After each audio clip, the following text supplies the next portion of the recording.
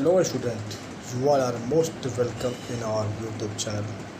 Today we shall discuss about the joint Hindu family business and cooperative society.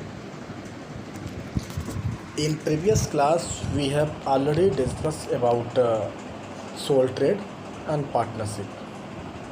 These are the forms of business organization. आज जो next form है joint Hindu family business. Joint Hindu family business, Hindu family का अपना business means कौन सा undivided Hindu family जो joint है. और आजकल आप लोग अवेयर हैं जैसे कि जो जॉइंट फैमिली सिस्टम था वह ख़त्म हो रहा है. अब हिंदूज़ में न्यूक्लियर फैमिली है. जब न्यूक्लियर फैमिली होगा तो अपने यहाँ पे बिजनेस ख़त्म हो जाएगा. ये बिजनेस होता क्या है इसकी मीनिंग देखते हैं. Joint Hindu family business is a specific form of organisation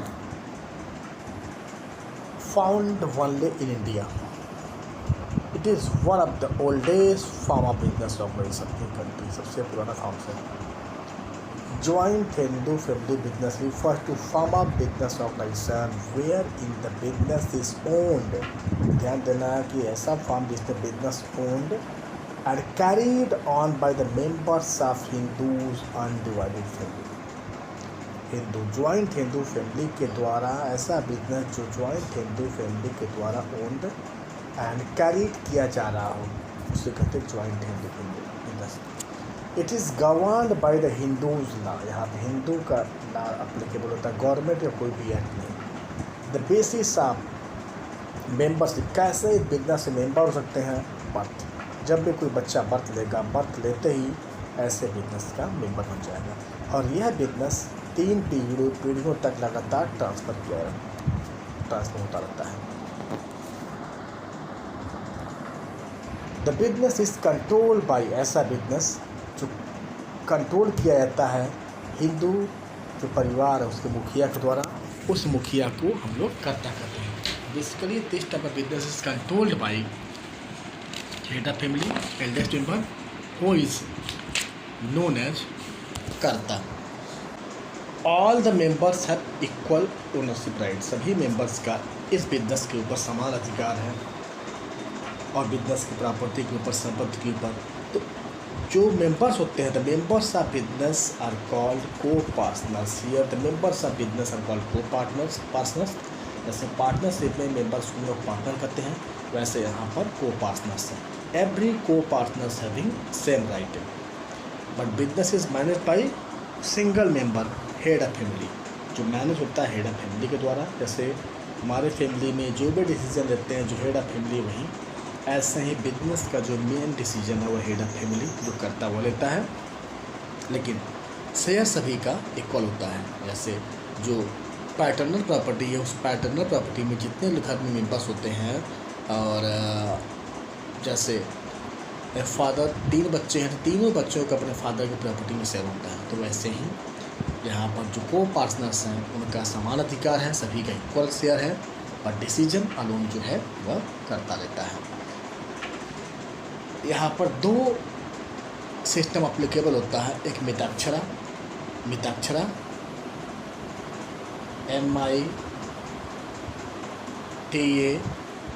MITAKSHRA and second Dayabhaga. Mitakshara के अकॉर्डिंग क्या है, Mitakshara which is applicable everywhere except Assam, Bengal and some part of Orissa. उनको छोड़ के बाकी जगह मिताक्षरा अप्लीकेबल है.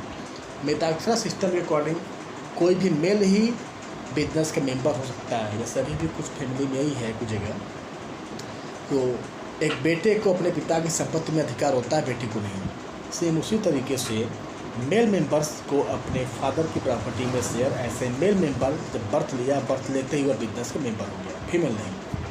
लेकिन जो दायां भाग सिस्टम है जो एक्सेप्ट जो every it is applicable in the Assam, Bengal and Orissa, कुछ पार्ट में. तो दायां भाग के अकॉर्डिंग जो दया भाग्य सिस्टम है उसके according both male and female दोनों को अपने फादर के संपत्ति में शेयर पाने का राइट है. और वैसे ही बिजनेस में भी उन्हें हिस्सा मिलेगा. तो जो दाया भाग सिस्टम है उसके according both male and female दोनों का बिजनेस में समान शेयर होता है। Now features of business. Joint Hindu family business से क्या फीचर्स हैं, क्या विशेषताएं हैं। फार्मेशन। ऐसे बिजनेस को फार्म करना काफ़ी आसान है, क्योंकि इसे फार्म करने के लिए कोई गवर्नमेंट से अप्रूवल नहीं लेना है। इसके लिए केवल हिंदूज़ एक्ट 1956 वही एप्लीकेबल है। केवल 2 मेंबर होने चाहिए और एनेस्ट्रल इनहेरिट की हुई प्रॉपर्टी मीन्स 2 मेंबर और पूर्वजों से मिली हुई संपत्ति होनी चाहिए, ये बिजनेस चल जाएगा। मेंबरशिप एग्रीमेंट नहीं है, बाय बर्थ है। जब भी जन्म लेगा कोई बच्चा, जन्म लेते ही बिजनेस का मेंबर हो जाएगा। इसे आप स्टार्ट करना काफ़ी आसान है। लायबिलिटी आप को पार्टनर्स मीन्स मेंबर, जो मेंबर की लायबिलिटीज है वो लिमिटेड है। While the liability of the head of family is unlimited.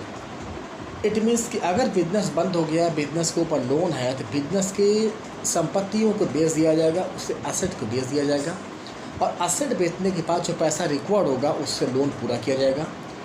फिर भी अगर कोई लोन बाकी है तो अब आउटस्टैंडिंग लोन के लिए कर्ता अकेले रिस्पॉन्सिबल होगा, मेंबर्स नहीं। मेंबर्स को केवल अपने शेयर, मेंबर की लायबिलिटीज उनके शेयर से लिमिटेड है, जबकि कर्ता की लायबिलिटीज अनलिमिटेड होती है। यहाँ पे liability of head of family is unlimited, while the liability of कर्ता इज अनलिमिटेड और liability of other member is limited. Control. The control of business lies in the hands of single member who is called head of family. Control एक ही व्यक्ति के हाथ में होता है, जो परिवार का मुखिया मीन्स हेड ऑफ फैमिली होता है, कर्ता। और सभी मेंबर कर्ता के डिसीजन को मानेंगे। His decision are binding on the other. Continuity. ऐसे बिजनेस में कंटिन्यूटी रहती है। The business continues even after death. अगर हेड ऑफ फैमिली कर्ता की डेथ हो जाती है तो now next eldest member will take the place of karta. तो कर्ता के डेथ होने से बिजनेस के ऊपर कोई प्रभाव नहीं पड़ता, बिजनेस एज चलता रहेगा। बस सभी the business can however business terminate करने के लिए सभी मेंबर्स अगर ज्वाइंट फैमिली सिस्टम खत्म करने की, बिजनेस ऑटोमेटिकली खत्म हो जाएगा। Minor can be the member. Minor means जिसकी 18 ईयर्स से कम एज है वह पार्टनरशिप में पार्टनर नहीं हो सकता है, क्योंकि पार्टनरशिप में एग्रीमेंट है। माइनर कोई भी एग्रीमेंट करने के लिए लीगली एलिजिबल नहीं है। लेकिन यहाँ पर क्या है, देयर इज़ नो एग्रीमेंट। यहाँ पर मेंबरशिप कैसे है, बाय बर्थ। तो बर्थ लेते ही मेंबरशिप बन जाती है। इसका मतलब बर्थ लिया हुआ बच्चा क्या है, 18 ईयर्स से कम है। तो यहाँ पर माइनर जो होता है वह बिजनेस का मेंबर होता है। हिंदू सिस्टम के according minor may be the member of business. अब ध्यान देना है बच्चों की, जो अब कोर्ट गाइडलाइन है उस कोर्ट के गाइडलाइन के अनुसार अब डॉटर्स को भी, बेटियों को भी अपने फादर के संपत्ति में शेयर मिलेगा। इसलिए अब जो दायां भाग बिताता है उससे कुछ खास यूज़ नहीं है। बस ये कह सकते हैं कि अब बोथ मेल एंड फीमेल दोनों बिजनेस के मेंबर हैं, परिवार के मेंबर भी हैं, बिजनेस के मेंबर भी होंगे। Limitation. There are certain drawback of the joint Hindu family business. What are those drawback? First, limited resources. यहाँ पर रिसोर्सेज क्या है, लिमिटेड है। लिमिटेड क्यों है? और रिसोर्सेज एक ही परिवार का है, एक ही परिवार का रिसोर्सेज होने की वजह से क्या है, यहाँ पर लिमिटेड है। The resources of joint Hindu family business are limited. This reduces the power of competition in the market. इसलिए मार्केट में बहुत ज़्यादा कम्पीट नहीं कर पाते हैं। These factors are also become hindrance in the development of business. Business cannot be established or on large scale because of limited resources.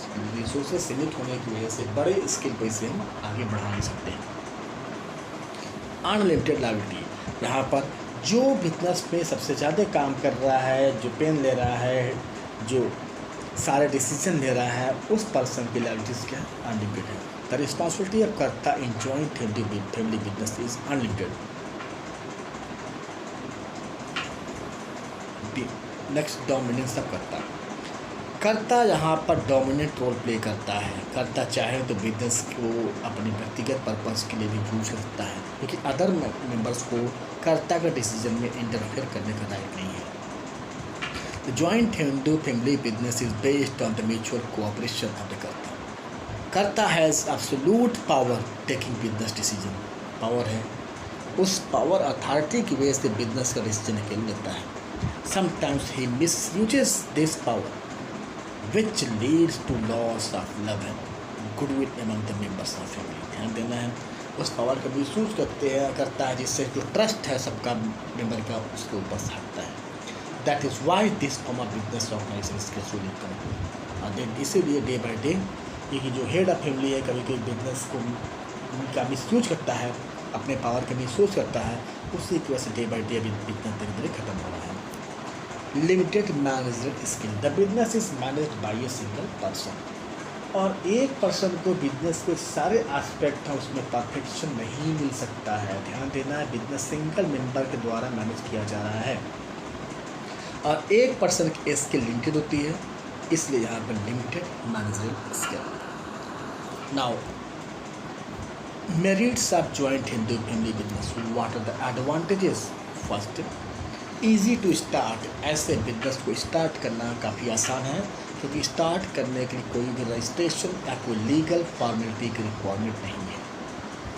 क्या होना चाहिए? कम से कम 2 मेंबर और अनस्टल या इनहेरिट की हुई प्रॉपर्टी. सेक्रेसी. ऐसे बिजनेस में सेक्रेसी मेंटेन होती है बिकॉज सारे कॉन्फिडेंशियल इंफॉर्मेशन कर्ता के पास है और कर्ता उसका मिसयूज करे या फिर कर्ता किसी और को सेक्रेसी नहीं बतलाएगा बिकॉज उससे बिजनेस को लॉस हो सकती है. तो under the joint Hindu family business all the facts remain confined to karta. Therefore the जो कंप्यूटर्स फॉर्म है can not get any important information. Direct contact with the customer. This manage by single person. Head of family manage करता है तो उसका customer के साथ direct contact बना रहता है. प्रॉम्प्ट डिसीजन क्विकली प्रॉम्प्टली लिया जाता है because decision is taken by single person head of family. इसलिए डिसीजन में किसी और से कंसल्ट नहीं करना है, उसी की वजह से क्विकली डिसीजन लेगा वो. Direct relation between efforts and consideration मतलब profit. Direct relationship between efforts कर रहा है, उसका रिवार्ड उसे प्रॉफिट के रूप में मिल रहा है. तो यहाँ पर रिवार्ड और एफर्ट्स का सीधा संबंध है. जितना ज़्यादा हार्डवर्क करेगा उतना प्रॉफिट बढ़ेगी सभी मेंबर्स से इक्वल शेयर लेंगे. Advantages of inheritable quality. The joint Hindu family business is handed over by one of the, है ना, क्या जनरेशन टू जनरेशन चलाता है. ठीक है. And other members of family continue to maintain an old ideal. जो tradition से बिजनेस चला रहा है वो उन्हें मेंटेन करना है. This give the benefit of ancestral property. इस जो पहले से मिली हुई संपत्ति है, जो गुडविल है पहले का, वो गुडविल एक बनाया गुडविल रेपुटेशन नहीं मिल जाता है. इनहेरिट प्रॉपर्टी जो अनस्टल प्रॉपर्टी है उससे जो अच्छा काम किया पूर्वजों ने उससे उन्हें उनके गुडविल का बेनिफिट मिलता है. The joint Hindu family business is handed over by one generation to other generation and the members of family continue to maintain the old ideal tradition. जो पुराने ट्रेडिशन है, जो आइडियल है, उन्हें मेंटेन किए रहते हैं. This gives the benefit of ancestral reputation. इसका मतलब जो रेपुटेशन है उनके पूर्वजों की, वो रेपुटेशन उन्हें मिल जाता है. जो गुडविल है पूर्वजों की, वह गुडविल व रेपुटेशन भी जनरेशन टू जनरेशन ट्रांसफर हो जाता है. Now next topic, cooperative society. Cooperative सहयोग से, कोऑपरेशन से. इसमें क्या देखेंगे हम? Concept of cooperative society, merits, limitation, types. Concept क्या? What is meaning? The word cooperative means working together. एक साथ काम करें with other for a common purpose. Cooperative क्या है? दूसरों के साथ मिल करके कॉमन पर्पज के लिए एक साथ काम करना ही कोऑपरेटिव है. The cooperative society is voluntary. क्या है? Voluntary association of person who join together with motive of welfare of member. व्यक्तियों का समूह जो अपने स्वतः सेल्फ अपनी इच्छा से एक साथ ज्वाइन किए हुए हैं अपने खुद के बेनिफिट के लिए. तो cooperative society is voluntary association of person who join together with motive of welfare of the members के कल्याण के लिए. They are driven by need to protect their economic interest, mainly member अपने इकोनॉमिक इंटरेस्ट को protect करने के लिए इस तरह की सोसाइटी फॉर्म किए हुए हैं।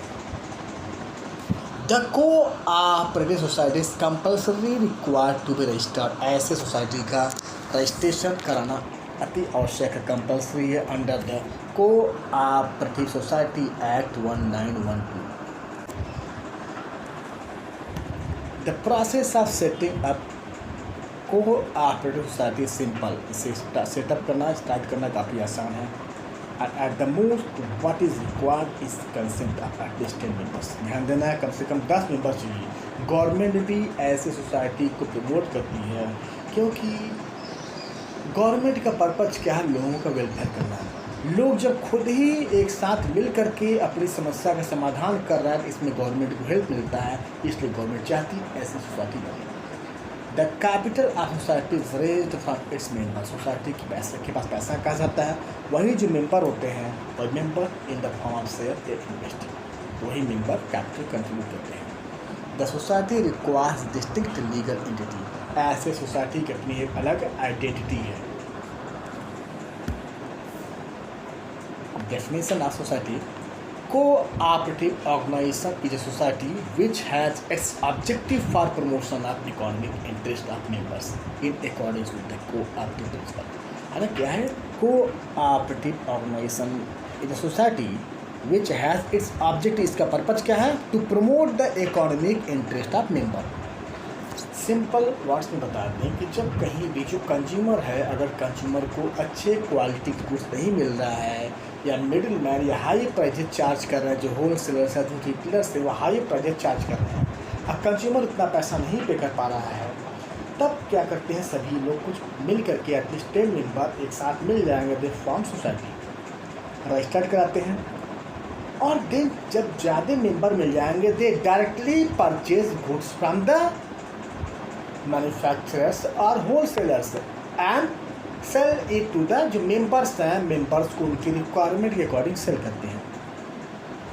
The main motive of society is to provide goods to the members, इसका पर्पज का मेंबर को सर्व करना, इसलिए गवर्नमेंट टैक्सेस भी इनके ऊपर चार्ज नहीं करती है, अगर चार्ज करती है एग्जेम्प्ट कर दिया जाता है, टैक्स में छूट मिल जाती है, इसलिए इनकी प्राइजेस कम होती हैं और ओरिजिनल गुड्स खरीदते हैं मैन्युफैक्चर से या होलसेलर से, तो डुप्लीकेसी भी नहीं हो पाती है, एडल्ट्रेशन भी नहीं हो पाता है और जो प्रॉफिट मार्जिन मिडिल मैन लेता है, मिडिल मैन के उन्होंने हटा दिया तो प्रॉफिट मार्जिन उस सेट कर लेते हैं।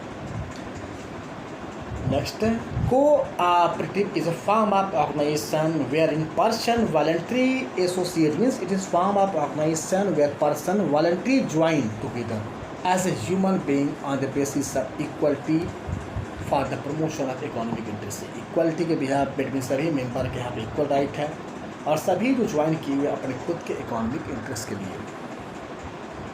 फीचर्स, ऐसे सोसाइटी के फीचर्स क्या है, what are the features. First, जो फर्स्ट कैरेक्टरिस्टिक है फीचर्स से वॉलंटरी मेंबरशिप, ध्यान देना जो मेंबरशिप है वो इच्छा से वॉलंटरी है, कंपल्सरी नहीं है मेंबर बनना। The membership of cooperative society is voluntary, membership is open to all irrespective of their religion, चाहे रिलीजन हो, चाहे कास्ट हो, चाहे जेंडर, उसको कोई मतलब नहीं है, सभी के लिए ओपन है। Those who want to become members form लेते हैं, कैपिटल कंट्रीब्यूट करते हैं, मेंबर बनते हैं। Person is free to join, जब चाहे तब वो अपनी इच्छा से मेंबरशिप छोड़ सकता है। नेक्स्ट, लीगल स्टेटस, ऐसे सोसाइटी का रजिस्ट्रेशन कंपल्सरी है। The registration of society is compulsory, therefore it is separate legal entity distinct from its member, इसलिए separate legal entity हो गई, मेंबर से हटके है। सोसाइटी अलग है, मेंबर अलग है। सोसाइटी कैन इंटर इनटू, इसलिए सोसाइटी लीगल स्टेटस का मतलब होता है सोसाइटी किसी, जब एक लीगल स्टेटस हो गया तो सोसाइटी किसी के साथ कोई एग्रीमेंट कर सकती है, कोई कॉन्ट्रैक्ट कर सकती है, कोई भी प्रॉपर्टी अपने नाम से खरीद सकती है, बेच सकती है, कोई भी सोसाइटी के अगेंस्ट केस कर सकता है, सोसाइटी भी किसी के अगेंस्ट केस कर सकती है, बिकॉज इसका एक लीगल स्टेटस हो गया है। लिमिटेड लायबिलिटी, सोसाइटी के मेंबर्स जो हैं उनकी लायबिलिटीज लिमिटेड होती है, means limited by there shares, तो अगर सोसाइटी बंद होती है, सोसाइटी के लायबिलिटीज़ को पे करने के लिए उसके एसेट को बेच दिया जाएगा। अब जो बचा हुआ डेप्ट है, रिमेन एसेट बेचने के बाद भी जो डेप्ट नहीं पूरा हुआ, उस डेप्ट के लिए मेंबर पर्सनली लायबल नहीं है, क्योंकि सोसाइटी की अलग लीगल स्टेटस हो गई है। तो सोसाइटी के डेप्ट के लिए मेंबर पर्सनली लायबल नहीं है। Control, in cooperative society the power to take decision lies the hands of elected member. ध्यान देना, जो कंट्रोल है वो जो मैनेजिंग बॉडी है उनके हाथ होती है। और मैनेजिंग कमेटी का इलेक्शन करता है मेंबर मीन्स ओनर। जो मेंबर्स हैं वही उस सोसाइटी को इनडायरेक्टली कंट्रोल करें। Directly control lies in the hands of managing committee, that managing committee is elected by the member.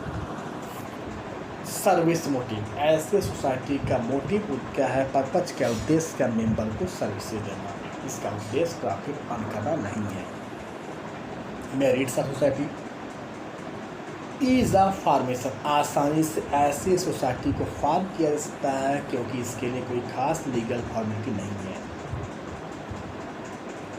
Equality in voting right, सभी मेंबर का यहाँ पर समान अधिकार है। Equal, single member single vote. ध्यान देना, शेयर से किसने कितना कैपिटल कंट्रीब्यूट किया है, किसने कितना शेयर लिया है, दैट इज इमैटेरियल। यहाँ पे single person having single vote. Limited liability, the liabilities of members of cooperative society is limited by there shares. It mean society के डेप्ट को पूरा करने के लिए उसकी प्रॉपर्टी बेच दी जाएगी। अनपेड डेप्ट के लिए मेंबर्स पर्सनली लायबल नहीं है। स्टेबल एग्जिस्टेंस, सोसाइटी की एग्जिस्टेंस लाइफ क्या कंटिन्यूस चलती रहती है, कंटिन्यूटी लाइफ में है सोसाइटी की, क्योंकि society life of society is not influenced by the death of member, insolvency या मेंबर ल्यूनेसी या मेंबर इंसॉल्वेंट हो गया, डेथ हो गया, उसके वजह से सोसाइटी के ऊपर कोई इम्पेक्ट नहीं आया। अगर मेंबर आते जाते रहते हैं सोसाइटी चलती रहती है। सोसाइटी को बंद करने के लिए वंस अगेन लीगल फॉर्मेलिटी करनी पड़ेगी। इकोनॉमी इन द ऑपरेशन, ऐसे सोसाइटी मेनली क्या है, it deals in the large scale में डील करने की वजह से तथा और इसकी ऑपरेटिव कॉस्ट कम होती है, उसके वजह से यहाँ पर ऑपरेशन में इकोनॉमी होती है। सपोर्ट फ्रॉम, ऐसे सोसाइटी की गवर्नमेंट प्रमोट करता है बिकॉज सोसाइटी का पर्पज क्या, लोगों का कल्याण करना, वेलफेयर करना, और वही काम गवर्नमेंट का भी है। तो अगर सोसाइटी खुद लोगों का वेलफेयर कर रही है तो गवर्नमेंट का काम आसान होता है। That's why government will promote that society. There are certain limitation, first limited resources, society ऐसे लोग फार्म करते हैं जो इकोनॉमिकली बहुत स्ट्रांग नहीं है। तो ऐसे लोग फार्म किए जो इकोनॉमिकली स्ट्रांग नहीं है, इतनी सोसाइटी की जो रिसोर्सेज है वह साउंड नहीं है, लिमिटेड रिसोर्सेज है। इनएफिशिएंसी इन मैनेजमेंट, ऐसे सोसाइटी का जो पर्पज है प्रॉफिट अर्न करना नहीं होता है। तो यहाँ पे जो मैनेजमेंट है वह बहुत हाईली क्वालिफाइड नहीं होगा, क्योंकि ऐसे हाईली क्वालिफाइड मैनेजमेंट को अपॉइंट नहीं कर सकते हैं। हाईली क्वालिफाइड मैनेजमेंट है वह अच्छी खासी हायर सैलरी चाहिए। हाँ, सोसाइटी का पर्पज प्रॉफिट अर्न करना नहीं होता है। जब मैनेजर को हायर सैलरी चाहिए, they are not in position to pay them the higher salary, that's why the management are not very efficient. Lack of secrecy, यहाँ पर लैक ऑफ सिक्रेसी है, इट मीन्स कॉन्फिडेंशियलिटी यहाँ maintain नहीं होती है। क्यों? Because society को एक कंपल्सन है कि वह अपनी रिपोर्ट मेंबर्स को शो करे। As a result of open discussion in the meeting of the members, जो कोई भी डिस्कशन होती है मीटिंग में ओपनली होती है, इसकी वजह से सारी चीज़ें इनकी जो कॉन्फिडेंशियलिटी वो मेंटेन नहीं हो पाती, ये सभी मेंबर को मालूम हो जाती है। गवर्नमेंट कंट्रोल, ऐसी सोसाइटी को गवर्नमेंट कंट्रोल करती है। कैसे? कई बार ऐसा होता है कि जो सोसाइटी की मैनेजिंग कमेटी है, उस मैनेजिंग कमेटी में गवर्नमेंट अपना मेंबर बैठा देती है। मेंबर बैठा करके वह इनडायरेक्टली सोसाइटी में अपना कंट्रोल किया जाती है। डिफरेंस ऑफ ओपिनियन, यहाँ सोसाइटी में large number of members are there, और जब बहुत ज़्यादा मेंबर हो गए, कई बार उनके ओपिनियन को लेकर के the opinions and view of one member may differ from the other because of difference in their opinion। यहाँ पर कई मेंबर होने की वजह से, उनके इंटरेस्ट में कन्फ्लिक्ट होने की वजह से यहाँ पर डिस्प्यूट अराइज हो सकता है और कन्फ्यूजन क्रिएट हो सकता है। Types of cooperative society. First one is consumer cooperative. Consumer cooperative society वह है जो कंज्यूमर फार्म करता है, किस लिए? To fulfil their self interest. Consumer को अच्छे क्वालिटी की गुड्स नहीं मिल रही है, हाई प्राइस में मिल रही है, then they form the society, और जो मिडिल मैन एडल्ट्रेशन कर रहे हैं उन्हें हटा देते हैं, directly they link with the manufacturer. तो वह जो मिडिल मैन प्राइजेज चार्ज कर रहा था, कमीशन प्रॉफिट मार्जिन ले रहा था, वह रिड्यूस हो जाएगा और एक डायरेक्टली लिंक बना लेंगे मैन्युफैक्चरर से, तो डुप्लीकेशन भी नहीं होगा। डुप्लीकेसी भी नहीं होती है, एडल्ट्रेशन भी नहीं होता है और प्राइजेस कम हो जाते हैं। तो वह कंज्यूमर फार्म करता है, इसलिए to purchase the consumer for the self interest. Producer cooperative. Producer और मैन्युफैक्चरर्स, ऐसे मैन्युफैक्चरर्स, ऐसे प्रोड्यूसर जो वेरी साउंड नहीं होते हैं फाइनेंशियली, उन्हें अच्छे क्वालिटी के रॉ मटेरियल सप्लाई नहीं मिल पाती है, बड़े बड़े लार्ज मैन्युफैक्चर रहते हैं और उनकी रिक्वायरमेंट है जितनी, उसी रिक्वायरमेंट के according small quantity of goods produce करते हैं, इसलिए रॉ मटेरियल भी स्मॉल क्वांटिटी में चाहिए। तो स्मॉल क्वांटिटी में रॉ मटेरियल लेने की वजह से कॉस्टली पड़ता है। तो that manufacture they form the society, जब एक साथ मिल जाएंगे, यूनाइट हो जाएंगे, तो बल्क में खरीदेंगे तो कॉस्ट कम हो जाएगी। मार्केटिंग। जो सेलर है अपने प्रोड्यूस गुड्स को, मैन्युफैक्चरर्स अपने प्रोड्यूस गुड्स को मार्केट नहीं बेच पा रहा है, क्योंकि मार्केट में बेचने के लिए आपको 500 क्या चाहिए, एडवर्टीजमेंट कराना है, मार्केट में जाने के लिए आपको ट्रांसपोर्टेशन कॉस्ट बेयर करने पड़ेंगे, एक्सपेंसिव पड़ जाता है, वो बियर नहीं कर सकते हैं। Then they form the society, एक साथ सोसाइटी फॉर्म कर लेंगे, जो ट्रांसपोर्टेशन चार्जेस है एक साथ मिलकर बियर कर लेंगे तो प्रॉफिट कम आएगा। एंड जो एडवर्टीजमेंट है, नाउ जो सेल करने का एक प्रेशर है, जो वर्क है, वो अब ये मार्केटिंग सोसाइटी लेगी।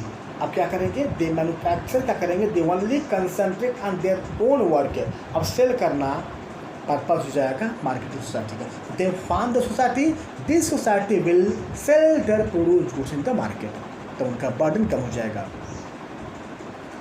फार्मर।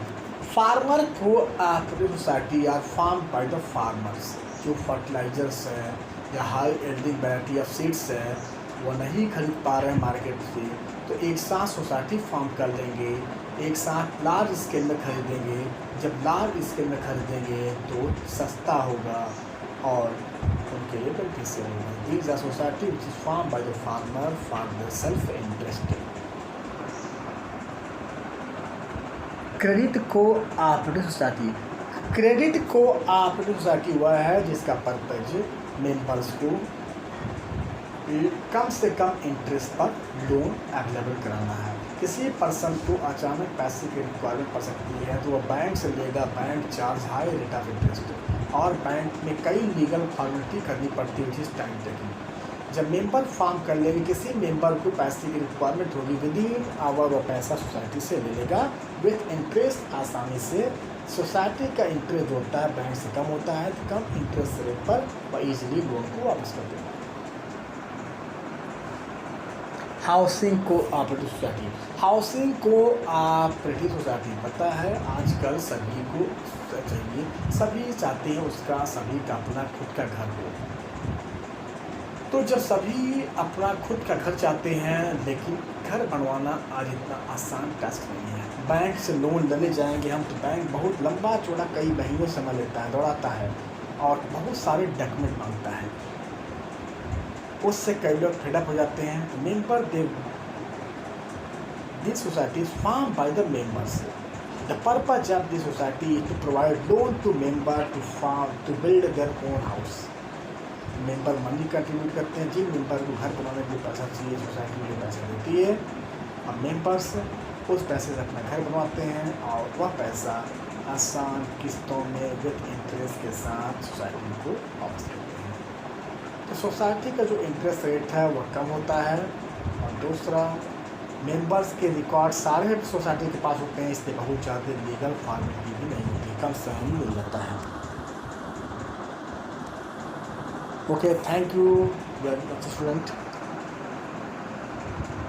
आपको अगर अच्छा लगे तो आप इसे लाइक करना, सब्सक्राइब करना, शेयर करना न भूलें। अब अगले वीडियो में हम डिस्कस करेंगे एक अगले फॉर्म ऑफ बिजनेस ऑर्गेनाइजेशन के बारे में। क्या है वो? Company form of business organisation. Company की मीनिंग के बारे में, फीचर्स के बारे में, difference between types of company, difference between private company, public company and formation of company, how to form the company. Once again, thank you.